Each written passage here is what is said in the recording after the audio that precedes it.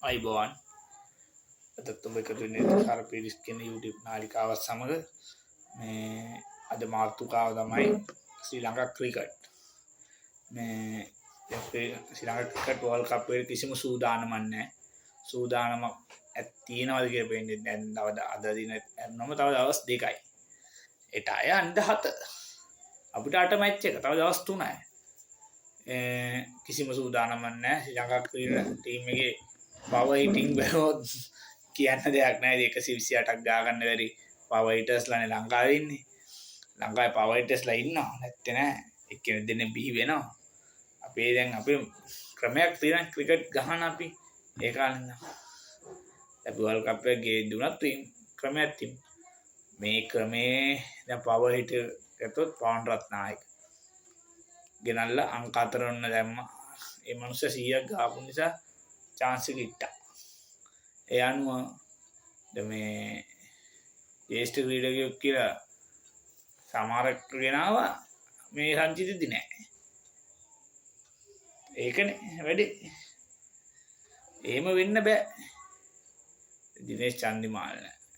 Angelo Mathews කියන ජේෂ්ඨ ක්‍රීඩකයෙක් දෙදෙනා අන්තිම කාලේ යන්නේ අන්තිම වර්ල්ඩ් කප් වෙනවා ශ්‍රී ලංකාව නම් ඒ දෙන්නත් නෑ. බානුක රාජපක්ෂ නෑ. කුසල් ජනි පෙරේන පවර් හිටර්ස්ලා නෑ. මේ ටීම් එක ඕ ගියොත් එම මොනවා වෙයිද දන්නේ.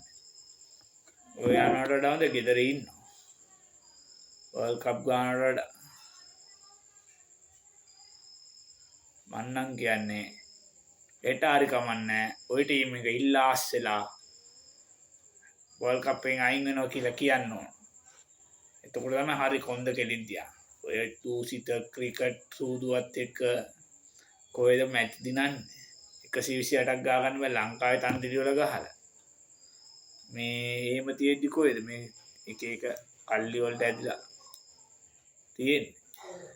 ලංකාවේ ක්‍රිකට් දූෂිතයි දැන්. ඔව ගොඩ ගන්න බෑ. මේක අපිටතර මුත්තයිය කියනවා වගේ අපිට පුන් ලෙජන්ඩ් කෙනෙක්. එයා කියනවා වගේ ගොඩ ගන්න බෑ. වලපල්ලටම යනවා. අවශ්‍ය ආදරෙන් බලපු ක්‍රීඩාව දූෂිතයි. ඒ අනුව ඉතින් කියන්න දෙයක් නැහැ. ඔයට වඩා දෙයක් මේ ඔච්චර තමයි. ඉතින් ජේෂ්ඨ ක්‍රීඩකෙක් කියලා කවුරුත් නැහැ. නාවකේ ටිකක් ඉන්නවා.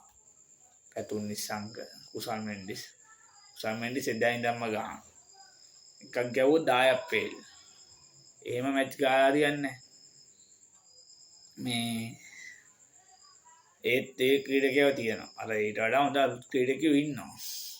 නම් කියන්න කැමති නැහැ. හොඳ 160ට ප්‍රහාරාත්මක වේගෙන් ගන්න ක්‍රීඩකෙක් ඉන්නවා ලංකාවේ T20 වල. ඒ ක්‍රීඩකයා හොයන්නත් නැහැ. අවුරුදු 20 ක ගම යන.